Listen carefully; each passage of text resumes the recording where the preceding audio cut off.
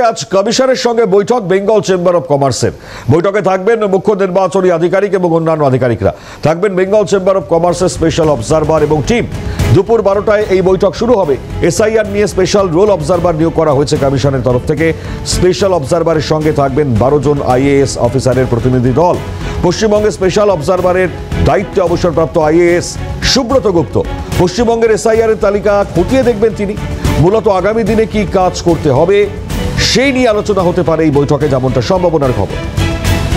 Bengal of chamber কমার্সের তরফ থেকে এই বৈঠকে মুখ্য নির্বাচনী আধিকারিক সহ অন্যান্য আধিকারিকরা তারা উপস্থিত থাকবেন এবং যে নবনিযুক্ত আইএএস তিনি উপস্থিত থাকবেন। খুব স্বাভাবিকভাবে দুপুর 12টায় এই বৈঠক শুরু হতে চলেছে এবং বেলা 12টায় শুরু হওয়া এই বৈঠকে যারা স্পেশাল রোল অবজারভার কমিশনের তরফ থেকে নিয়োগ করা হয়েছে 12 জন আইএএস অফিসারের যে প্রতিনিধি দল, তাদের সঙ্গেই মূলত এই বৈঠক। আজ কমিশনের সঙ্গে এই বৈঠক অত্যন্ত গুরুত্বপূর্ণ।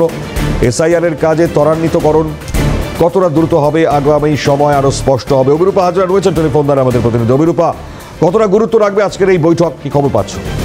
দেখো, অবজারভার রয়েছেন, যে স্পেশাল অবজারভার নিয়োগ করা হয়েছে মূলত ইলেকশন কমিশনের যে এসআইআর এর যে এই মুহূর্তটা সেটা দেখার জন্যই এই স্পেশাল অবজারভার নিয়োগ করা হয়েছে এবং তার টিমে বেশ কয়েকজনকে রাখা হয়েছে। 12 জনের যে টিম তৈরি করা হয়েছে সেই টিমের আগামী দিনে কি কাজ, তারা কি করবে, এই সমস্ত বিষয় নিয়ে আলোচনা এবং কিছুটা ট্রেনিং, কিছুটা টেকনিক্যাল ট্রেনিং, এগুলোর জন্যই আজকে বেলা 12টার থেকে বেঙ্গল চেম্বার অফ কমার্সে বৈঠকে বসবেন ওই 12 জন অবজারভার এবং তার সঙ্গে মুখ্য নির্বাচনী আধিকারিক এবং অন্যান্য আধিকারিকরা।